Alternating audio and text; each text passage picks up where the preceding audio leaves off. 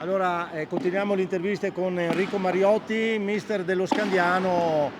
Una partita non facile, non facile.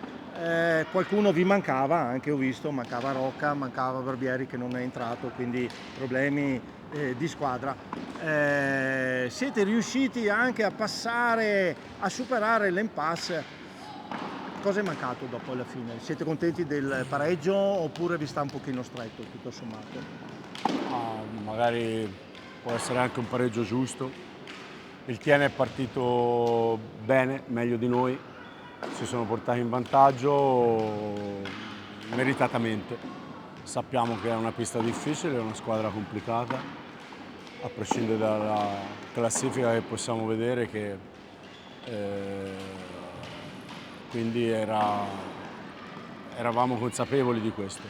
Siamo stati bravissimi nella reazione, abbiamo cambiato nel secondo tempo ritmo, siamo riusciti Sì, ad essere più pericolosi, più precisi davanti alla porta, a subire meno difensivamente e quindi i ragazzi sono stati bravi fino a addirittura andare in vantaggio certo. in un'inferiorità numerica. Sì, sì.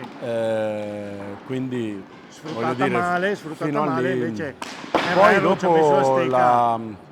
poi dopo chiaramente un pareggio su quelle situazioni che a fine partita forzi e una deviazione, un gol, il pareggio Certo. ci sta.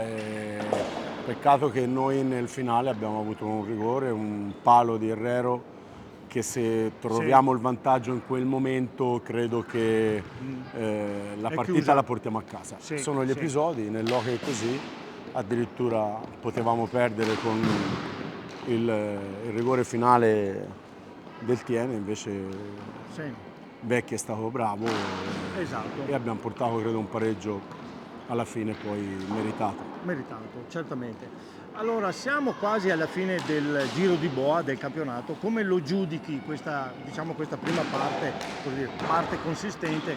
Siete terzi in classifica se non vado errato, quindi Sì, sei abbastanza contento, la squadra noi gira. siamo dove dobbiamo stare, credo.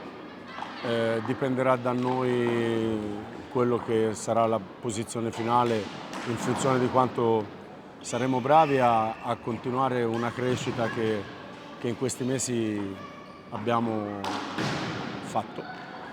E chiaramente queste ultime partite insomma, abbiamo avuto l'assenza di Roca e di Barbieri per problemi fisici, Certo, quindi voglio dire comunque per noi sono giocatori molto importanti, però i ragazzi che hanno giocato sono stati bravissimi, sono soddisfatto però di quello che abbiamo migliorato.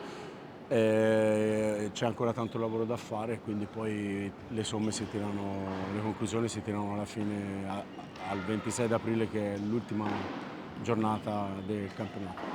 benissimo.